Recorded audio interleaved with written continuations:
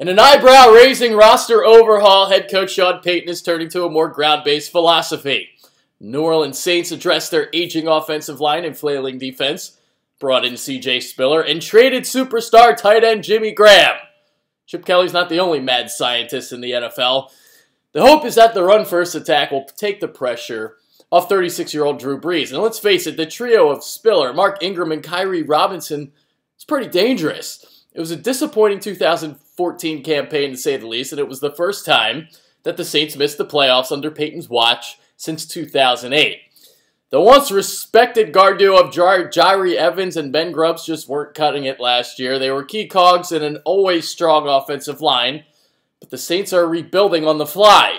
They got a first-round pick and center Max Unger in exchange for Graham and a fourth-rounder, and with their other first-round pick, New Orleans picked tackle Andrus Peat. He's the right tackle of the future alongside the emerging and extremely talented Terron Armstead. Evans is still in the mix, but Grubbs is now in Kansas City. And going back to the ground game, it was one that improved dramatically from 2013 when they finished 25th in rushing. They were 13th last year, mostly because of the emergence of Ingram. When the Saints ended their postseason woes on the road in 2013, it was due to their running game. The ground game obviously rode that momentum into 2014. We know that Payton is a pass-happy guy. New Orleans was third in passing a year ago, but will he be like Jason Garrett and stick to the run? Does he have the patience to stick to the plan? Well, he's a smart guy, so I would think so. As for that defense, which ranked 4th in the league 2 years ago, flat-out flop last season. They spent big money on Jairus Byrd, but he got hurt, and Rob Ryan's defense finished 31st, allowing 384 yards per game. They were 31st in third down defense at 46% and just forced 17 turnovers in 16 games. They used 6 of their 9 draft picks on defense, and, well, we'll see what happens this season. Before I go position by position, make sure you check out the rankings below. I got unit rankings, I got player rankings numbered besides each player, so, yeah, just check them out, all that good stuff. Going position by position now. Let's start with Brees, who surpassed 4,000 yards passing for the 9th straight time since coming to New Orleans in 2006. He finished with 4,952 yards, completed 69.2% of his passes, and threw 33 touchdowns. He did throw 17 picks, however. He's never had the strongest arm, but his touch and understanding of trajectory is outstanding. He's always made up for his lack of size with intelligence. He has good feet and can escape pressure, easily, basically. He's at his best throwing up the seams and to the back shoulder. So, I mean, he's still got it. He's a little bit up there in age now, like Peyton Manning and Tom Brady, but he's still one of the best in the league. He's still top 5, and even without Graham, Graham was his safety outlet, but there's some weapons there. Brandin Cooks is going to emerge, and yeah, I'll get to Cooks a little bit later on. The Saints drafted Garrett Grayson in the 3rd round to possibly be Brees' successor. I had him ranked 3rd in my NFL draft quarterback rankings, right behind Jameis Winston and Marcus Mariota. So there's that. At running back, Ingram may not have the suddenness or top-line speed, but really tough runner. He made his first Pro Bowl last season, and he really began the breakout in that 2013 wildcard win over the Philadelphia Eagles. The team declined his fifth-year option, and many expected Ingram to be gone, but he's back and was handsomely rewarded. Spiller was brought in to replace Pierre Thomas as the 3rd down back. He has soft hands out of the backfield. He's lightning fast. Robinson is the under-the-radar back of the group, who's got a little bit of Curtis Martin in him. I actually like him a lot, more than Spiller, in fact, but Spiller's going to get the carries because he got the money. Eric Lurig is the fullback. I mean, he needs to be better. Simple as that. If the Saints were going to trade Graham, they must have high hopes for Cooks, who didn't play the final 10 games due to a thumb injury, but he showed flashes in those first six games. He's a speedster. His hands are spectacular. And I talked about him earlier, man. I think he's a star in the making. I like him a lot. I really do. Number 2 wideout Marques Colston has shockingly never made a Pro Bowl, but he's gone over 900 yards receiving in 8 of his 9 seasons. He's still a reliable target on 3rd down, but he needs to bounce back following a down year. After Cooks and Colston, however, it's a little murky. Nick Toombs has caught just 17 career passes. Joseph Morgan 4, and Jalen Saunders 1. Josh Morgan is a veteran, but somebody from the bunch needs to step up. Benjamin Watson and Josh Hill have the tough task of trying to pick up the production of Graham. Watson's more of a blocker. We'll see about Hill, so there's that. As for the offensive lineman, I like Armstead a lot. He's extremely athletic, very light on his feet. He's worked hard in his technique. I think he can be one of the really, really good left tackles in the game in about a year or two from now. You know, he's still a little bit raw. He's still learning, but he's very good. Very, very good. Unger has missed, he missed significant time last year with foot and ankle injuries, and Seattle's offensive line definitely took a hit during his absence. He's an outstanding run blocker, a perfect fit for the Seahawks zone blocking scheme. When he played last season, Lynch averaged 5 yards a carry, but that number fell to 4.4 when he didn't. It appears that the Saints, again, I talked about it earlier, moving to that run-based attack, so Unger will definitely help out in that aspect. He's not the best pass protector, which is interesting because the Saints like to focus their protections in the middle with their guards and centers. He tends to get overpowered, knocked off balance, but if they are going to that running attack, like I said before, it's going to be a great pickup for them. Tim Lelito will take the place of Grubbs at left guard, and I mentioned Evans earlier. Evans isn't getting any younger, but he's still a solid pass protector.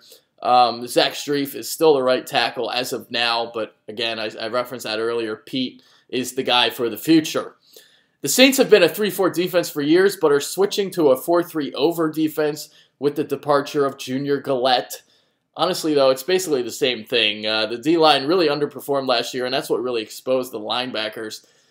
The problem with the 4 linemen is that none of them can really generate pressure. Cam Jordan was outstanding 2 years ago, but he regressed last year. He has good size, instincts, and athleticism. He's very long. He's put up quality sack numbers in the past, but I really don't consider him to be a great pass rusher. Akiem Hicks will start at left defensive end, and it's the same story for him.